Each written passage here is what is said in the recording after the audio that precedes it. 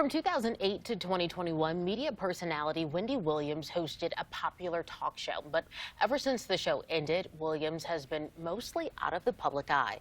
And the reason why she retired from broadcasting, well, it depends on who you ask. Our legal expert Danielle is here to join us and break it all down because a lot of people have a lot of questions, namely, what is going on with Wendy Williams? Well, right now, Wendy isn't under just one guardianship. She's under two guardianships. So someone else is making all of her decisions for her, including where she lives.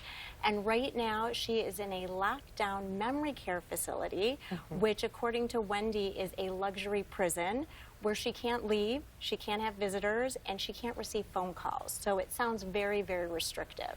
It does. And how does something like this happen where you said not just one, but two guardianships? Is that what it is? Yes. There's guardianship over the property, which is the money. And then there's also guardianship over the person, which is health and wellness decisions like placement.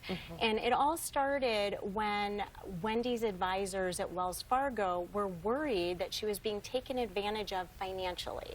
So they froze the accounts, they petitioned for guardianship, and then at some point a medical assessment was made and they found that she had frontotemporal dementia and aphasia.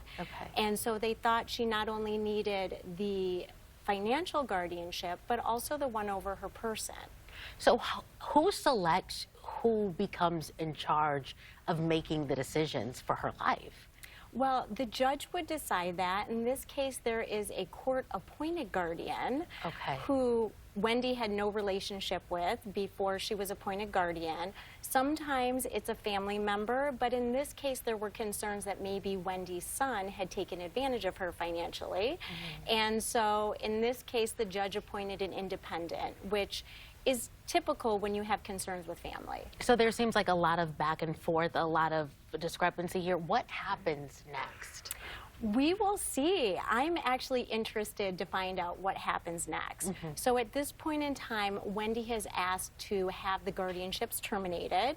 There was supposed to be a medical reevaluation this week.